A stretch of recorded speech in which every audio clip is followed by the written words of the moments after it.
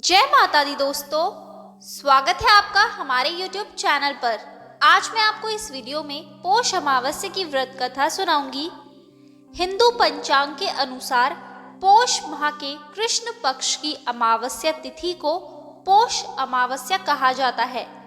पोष अमावस्या के दिन पवित्र नदियों में स्नान और दान करने की परंपरा है। इस दिन लोग पितरों का तर्पण करते हैं और ऐसा करने से पितरों की आत्मा को शांति मिलती है। इसके अलावा अमावस्या के दिन व्रत उपवास की भी परंपरा है। कहते हैं कि यदि इस दिन विधि विधान के साथ व्रत किया जाए तो घर में सुख समृद्धि और शांति बनी रहती है। लेकिन ध्यान रखें कि व्रत के बाद कथा अवश्य पढ़ें, क्योंकि कोई भी व्रत बिना कथा के अधूरा माना जाता है। तो आइए अब करते हैं पोष अमावस्या की व्रत कथा प्रारंभ। कथा के अनुसार एक गरीब ब्राह्मण की सुंदर, गुणवान और संस्कारी बेटी थी, लेकिन उसका विवाह नहीं हो पा रहा था। एक दिन गरीब ब्राह्मण के घर पर एक साधु आए और उनकी सेवा से प्रसन्न होकर आशीर्वाद दिया।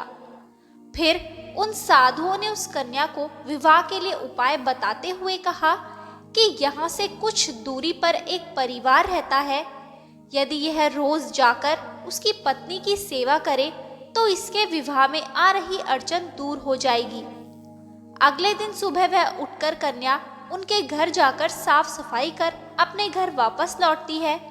उस घर में रहने वाली स्त्री यह देखकर हैरान हो जाती है कि कौन उसके जागने से पहले घर साफ सफाई करके चला जाता है।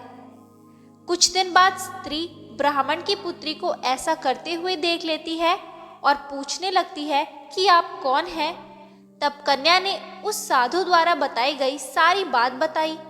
उस स्त्री ने कन्या की सच्चाई और सेवा से खुश होकर उसे शीघ्र विवाह होने का आशीर्वाद दिया। लेकिन जैसे ही उन्होंने कन्या को आशीर्वाद दिया, उनके पति की मृत्यु हो गई। फिर भी उसने हार नहीं मानी और आंगन में लगे हुए पीपल के पेड़ की 108 परिक्रमा करके भगवान विष्णु से अपने पति का जीवन लौटाने की प्रार्थना की। उस दिन पोष अमावस्या थी। भगवान की कृपा से उसका पति फिर से जीवित हो गया।